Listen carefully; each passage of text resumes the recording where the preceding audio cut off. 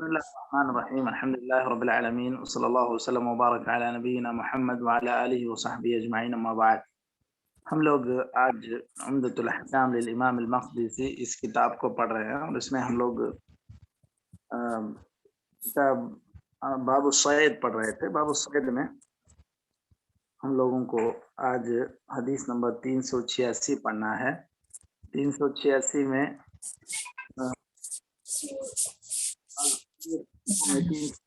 بجائے 470 کا تو حدیث ہے حضرت سالم بن عبداللہ بن عمر رضی اللہ عنہ کی.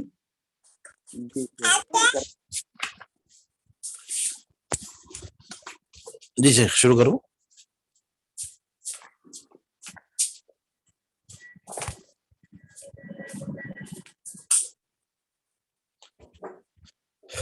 بسم الله الرحمن الرحيم نحمده ونصلي على رسوله الكريم أما بعد. وعن سالم بن عبد الله بن عمر عن أبيه رضي الله عنهما قال سمعت رسول الله صلى الله عليه وسلم يقول من اقتنى كلبا إلا كلب صيد من اقتنى كلبا إلا كلب صيد أو ماشية فإنه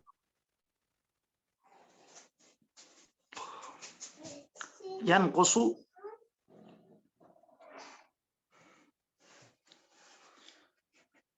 جی شیخ آواز آپ کی نہیں آ رہی ہے.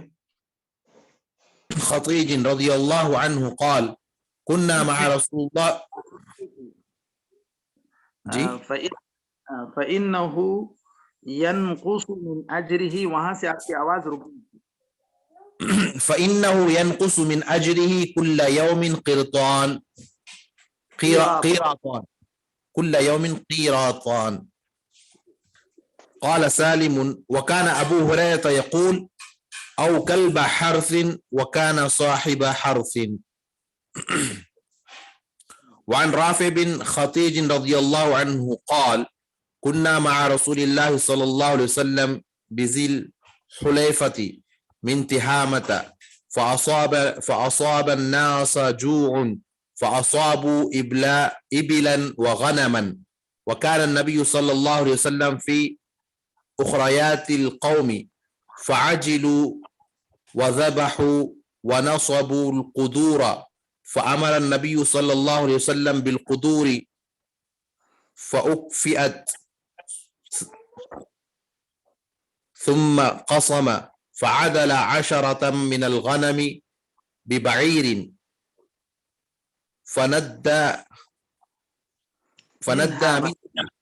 فندى منها بعير فطلبوه وأعياهم وكان في القوم خيل يسيرة فأهوى رجل منهم بسهم فحبسه الله فقال إن لهذه البهائم أو أوابد كأوابد الوحش فما ندى عليكم منها فاصنعوا به هكذا. قال قلت يا رسول الله صلى الله عليه وسلم إنه لاقوا العدو غدا وليس معنا إن جمع متکلم کا صیغہ إن لاقوا العدو غدا وليس معنا مدن أفنذبح بالقصب. قال ما أنهر الدم وذكر اسم الله عليه فكلوه ليس السن والظفر وسأحدثكم عن ذلك. أما السن فعظم وأما الظفر فمد الحبشة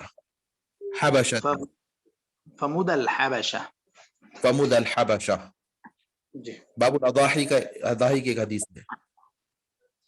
جی جی پڑھیں یا اتنے میں وقت ہو جائے گا لگتا ہے. جی هذا بالله التوفیق صدق رسول اللہ صلی اللہ علیہ وسلم. جی بسم اللہ الرحمن الرحیم الحمد للہ رب العالمین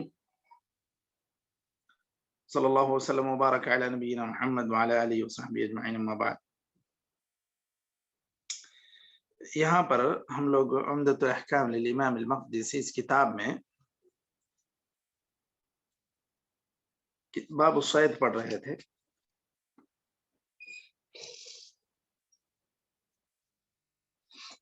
باب الصید میں ہم لوگ آخری حدیث سے پڑھ رہے ہیں۔ ہمارے پاس جو نسخہ ہے اس میں حدیث نمبر 386 ہے اور بعض پی ڈی ایف کے نسخوں میں 478 ہے۔ حدیث ہے حضرت سالم بن عبداللہ بن عمر کی، وہ فرماتے ہیں کہ میں نے نبی کریم صلی اللہ علیہ وسلم کو یہ بات فرماتے ہوئے سنا کہ جو آدمی کتا پال لے سوائے شکار کے یا چوپائے کے، یا بعض روایتوں میں جو اور ایک آیا ہے کھیتی کے کتے کے، ان تین وجوہات کے علاوہ کسی اور سبب کے لیے کوئی آدمی اگر کتا پال لیتا ہے تو اس کے ثواب میں ہر روز 2 قیراط کم ہوتے ہیں۔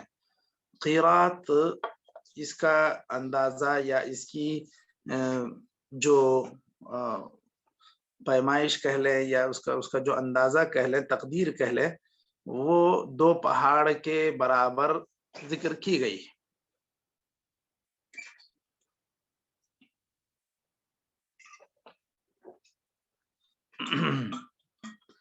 تو اگر کوئی آدمی اس طرح اگر کوئی آدمی بغیر کسی شرعی وجہ کے کتا پال لے تو اس کے ثواب میں اتنی بڑی کمی ہوگی روزانہ۔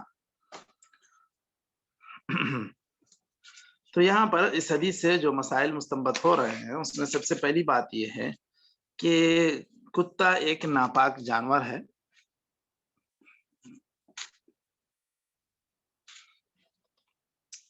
کتا ناپاک جانور ہونے کی وجہ سے شریعت نے اس کو پال لینے یا اس کو اپنے قریب کر لینے سے منع کیا۔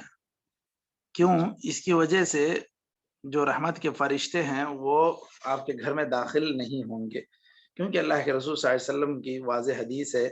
آپ صلی اللہ علیہ وسلم کو حضرت جبریل علیہ السلام فرماتے ہیں کہ اِنَّا لَا نَدْخُلُ بَيْتًا فِيهِ كَلْبٌ وَلَا صُورَةٌ۔ حضرت جبریل علیہ السلام فرماتے ہیں کہ ہم لوگ فرشتے جو ہیں وہ اس طرح جس گھر میں کتا ہے یا جس گھر میں تصویریں ہیں اس گھر میں ہم لوگ داخل نہیں ہوتے۔ یہ واضح نصوص موجود ہیں کہ ایسے گھر سے فرشتے دور ہوتے ہیں۔ تو اس وجہ سے آدمی کو ایسی ساری چیزوں سے دور رہنا چاہیے جو فرشتوں کو آپ کے گھر میں آنے سے روک دے۔ اس کی گندگی بھی بہت گندگی ہے، اس وجہ سے بھی اس طرح کوئی کتا پال لینا یہ ایک طرح کی جو ہے ناسمجھی ہے۔ اور جو بالکل جہاں پر کتے کی ہی ضرورت محسوس ہوتی ہے اس کے بغیر کوئی دوسرا وہ کام صحیح ڈھنگ سے انجام نہیں دے سکتا، وہاں پر اجازت دی گئی ہے، خواہ جانوروں کی دیکھ ریکھ کا مسئلہ ہو یا پھر شکار کے لیے ہو یا پھر کھیتی ہے تو کھیتی کے نگرانی کے لیے اس طرح کی ضرورت پیش آ جائے۔ تو ان وجوہات کے لیے یہ بات شریعت میں رخصت کے طور پر رکھی گئی ہے کہ آدمی کتا رکھ سکتا ہے۔ اس کے علاوہ جو وجوہات ہیں وہ کوئی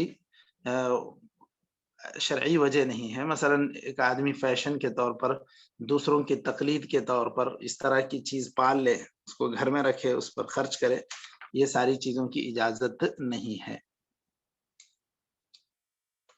اس کے بعد یہاں پر جو ہم لوگوں نے دوسری حدیث پڑھی حضرت رافع ابن خدیج کی، وہ فرماتے ہیں کہ ہم نبی کریم صلی اللہ علیہ وسلم کے ساتھ تھے ذوالحلیفہ مقام میں، تو وہاں پر لوگوں کو سخت بھوک لگی ہوئی تھی۔ ان لوگوں کو کچھ اونٹ اور بکریاں ملیں، ان لوگوں نے اس کو اٹھایا، جلدی جلدی ذبح کیا اور اس کو کاٹ کے ہانڈیوں پہ اس کو چڑھا دیا، اور آپ صلی اللہ علیہ وسلم وہاں پر موجود نہیں تھے، چونکہ آپ صلی اللہ علیہ وسلم پیچھے پیچھے آ رہے تھے۔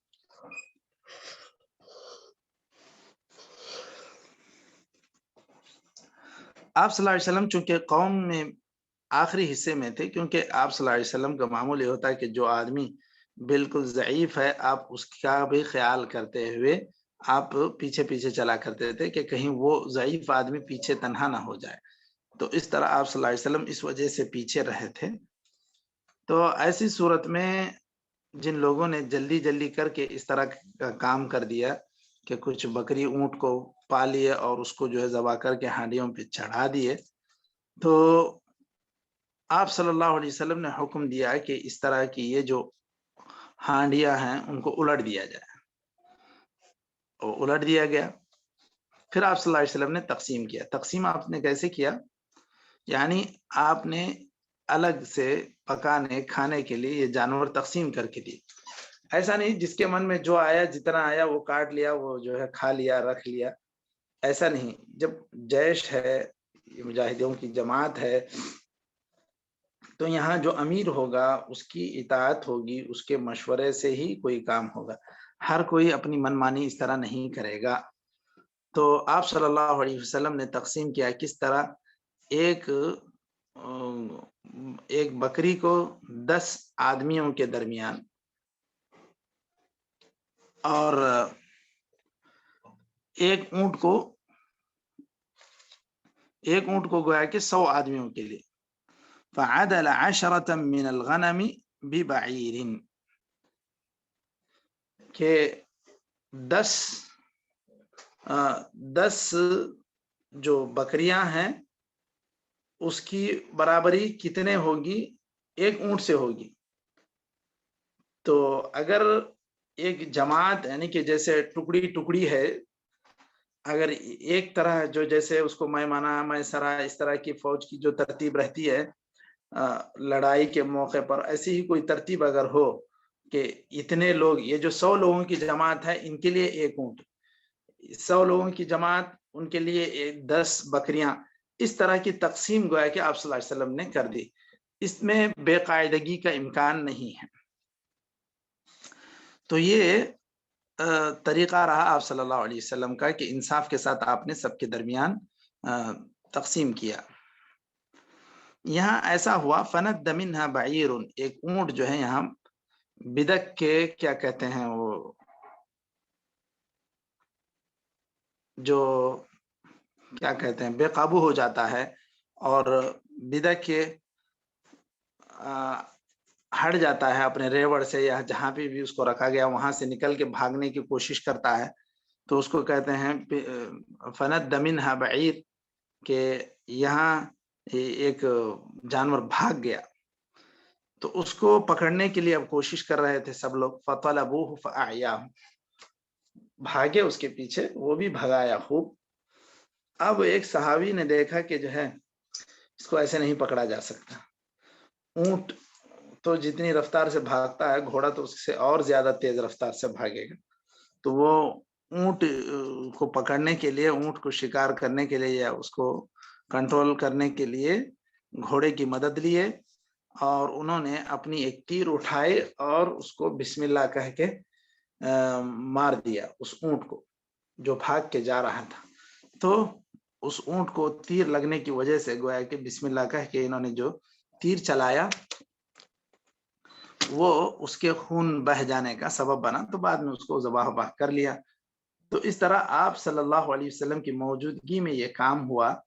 تو آپ صلی اللہ علیہ وسلم نے کہا ان لهذه البهائم اوابد كاوابد الوحش، کہ یہ جنگلی جانوروں کی طرح ان کے اندر بھی کبھی کبھار جو ہے یہ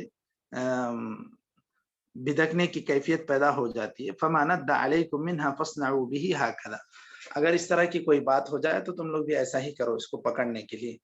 اب پیچھے پیچھے دوڑتے رہیں گے، وہ دوڑاتا ہی رہے گا جانور، تو اس طرح تو تھک جائیں گے. تو یہ بسم اللہ کہہ کے تیر چلا دیں گے تو یہ گویا کہ شکار کرنے کی طرح ہو جائے گا اور یہ حلال ہو جائے گا. تو یہاں پر صحابہ نے یہ بھی پوچھ لیا اللہ کے رسول ہمارا اب جنگ کے لیے جانا ہو رہا ہے، یہاں ایسی صورت میں ہمارے پاس چھریاں یہ ساری چیزیں نہیں ہیں، تو کیا ہم ڈنٹل کہتے ہیں قصب، چھڑی کی طرح جو چیز ہو، اس کے ذریعے سے کیسے ہم ذبح کر سکتے ہیں کیا؟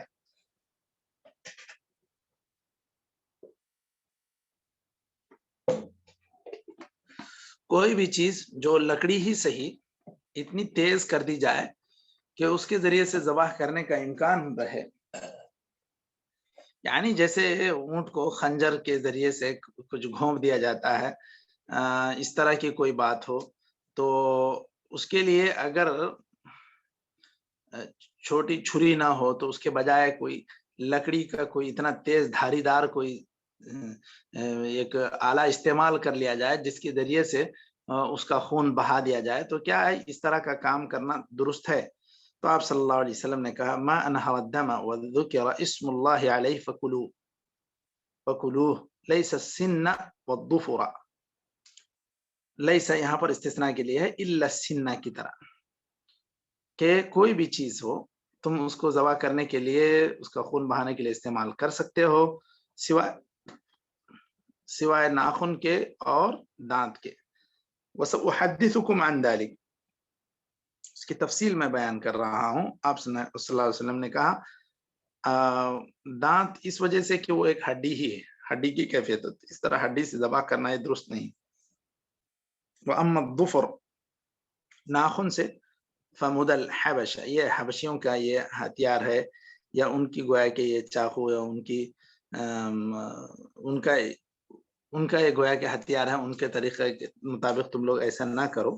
تو اس طرح آپ صلی اللہ علیہ وسلم نے اجازت دی، چاہے وہ لوہے کا ہو تو ایسی صورت میں کوئی مسئلہ نہیں ہے، اس کے علاوہ لوہے کے علاوہ بھی کوئی چیز ہو، جیسے المونیم کی کوئی چیز ہو گئی اور کوئی بات ہو گئی، تو ایسی چیز کا بھی کوئی ہتھیار اگر بنا دیا جائے اور وہ تیز دھاری دار بن جائے تو اس کے ذریعے سے خون بہہ سکتا ہے، تو اس کو خون کو بہا کے ذبح کرنے کی طرح اس کا بھی حکم ہوگا۔ تو یہاں پر اس کو اس لیے لائے ہیں، کیا مشائخ یہ حدیث میں محل استشہاد کہاں ہے اس حدیث کا باب الصید سے؟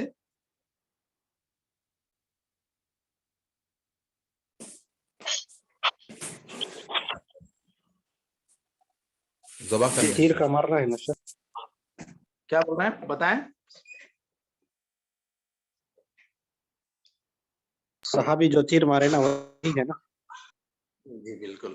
تو رما سہم فاہوا رجل منہم بسہم فحبسہ اللہ، ایک تیر چلائے تو جانور کو اللہ تعالیٰ نے گویا کہ روک دیا۔ تو اس طرح تیر چلانا ان جانوروں کے لیے جو اصل میں ان کو کیا ہے، پکڑ کے لٹا کے ذبح کیے جانے والے جانور ہیں، یہ سب اونٹ ہو، بکری ہو، یا اونٹ کو جو ہے کھڑے کر کے بھی نہر کیا جاتا ہے اور بات، لیکن ان کو جو ہے دیگر جانوروں کی طرح شکار نہیں کیا جاتا، جیسے ہرن وغیرہ کی طرح۔ اگر کبھی ضرورت پڑ جائے، ان میں بھی کوئی اس طرح بدک جائے، بھاگنے لگے، تو ان کے لیے ایسا طریقہ استعمال کیا جا سکتا ہے، تیز دھاری دار چیز سے، یا جو ہتھیار میں تیزی سے جا کے اس کو چبھ جائے جس کی وجہ سے اس کا خون بہہ جائے، تو کنٹرول نہ ہونے کی صورت میں ایسا بھی کیا جا سکتا ہے۔ تو اس طرح بھی اگر کوئی خون بہا دے تو بھی جائز ہوگا، یہ اسی لیے اس کو باب الصید میں اس حدیث کو بلایا ہے۔ اچھا، اس حدیث سے جو مسائل مستنبط ہو رہے ہیں اس میں سب سے پہلی بات تو یہ ہے کہ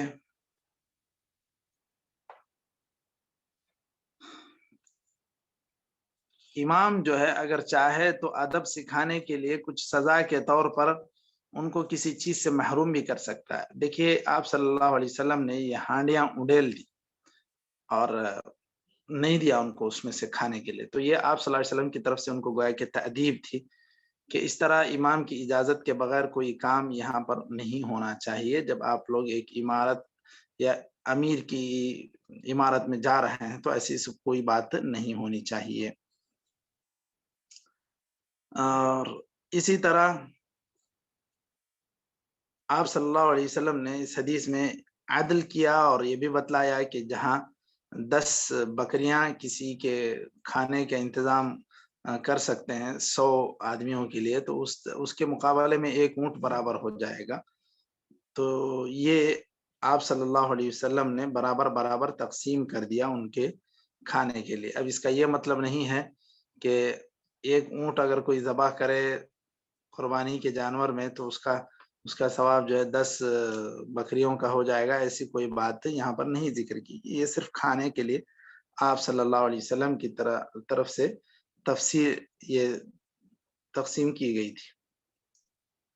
اس حدیث سے یہ بات بھی معلوم ہوتی ہے کہ جو جانور بھاگ جائے اس کو کنٹرول کرنے کے لیے، قابو میں کرنے کے لیے اگر اس طرح تیر چلانے کی ضرورت پڑے تو بسم اللہ کہہ کے تیر چلا دیں گے اور اس کو گویا کہ ذبح کرنے کا حکم اس پر لگ جائے گا۔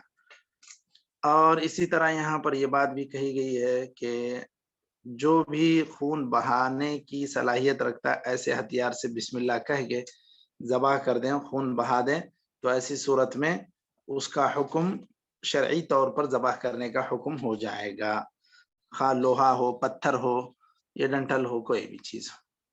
لیکن یہاں پر یہ چیز یاد رکھنی ہوگی کہ بسم اللہ کہہ کے ہی اس کو ذبح کرنا ہے یا تیر چلانا ہے۔ یہاں پر بسم اللہ کہنا یہ تو ضروری ہے، لیکن اگر کوئی آدمی بھول جائے تو اس کا کیا حکم ہے مشائخ؟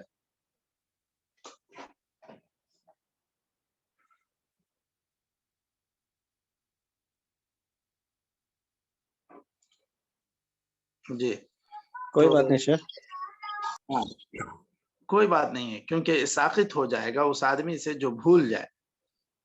گرچہ کہ اس طرح کا کرنا یہ غلط ہے، یہ ایک گناہ کا کام ہے۔ امام بخاری نے وَإِنَّهُ لَفِسْقٌ سے استدلال کیا ہے کہ وہ کھانا تو جائز ہے، لیکن یہ گویا کہ ایک طرح سے آدمی کا بسم اللہ ترک کر دینا ایک گناہ ہے۔ اگر کوئی عمدن چھوڑ دیتا ہے تو اس کو بالکل نہیں کھایا جائے گا۔ اگر کوئی جان بوجھ کر نہیں چھوڑا ہے بلکہ بھول سے چھوڑ دیا ہے تو پھر اس صورت میں کھانا جائز ہے۔ اسی طرح ذبح کرنے کے لیے ناخن کا یا دانت کا استعمال کیا جائے تو ایسی صورت میں ایسے جانور کا کھانا درست نہیں ہے۔ آپ صلی اللہ علیہ وسلم نے اس سے ذبح کرنے سے منع کیا ہے۔ اس کے بعد یہاں پر کفار سے جو مشابہت منع کی گئی ہے، یہ خاص چیزوں میں، جن چیزوں میں منع کی گئی ان چیزوں میں ہی ان کفار کی مشابہت سے دور رہنا ہے۔ مثلا جو ہے آپ صلی اللہ علیہ وسلم نے جو کہا کہ یہ دانت سے یا ناخن سے ذبح نہ کرو کیونکہ یہ اس سے کفار کی مشابہت ہو جائے گی، تو جن باتوں میں کفار کی مشابہت سے منع کیا گیا ان چیزوں میں دور رہنا ہے۔ ورنہ اگر کفار کسی چیز کا، کسی ٹیکنالوجی کا استعمال کرتے ہیں یا کوئی ایسی چیز جو سب کے نفع کے لیے ہے، تو کیا اس طرح کی چیز میں مشابہت اختیار کرنا منع ہے؟ نہیں شیخ، تو اس طرح کی چیزوں میں مشابہت اختیار کرنا منع نہیں ہے، کیونکہ یہ ساری چیزیں سب کے فائدے کے لیے ہیں۔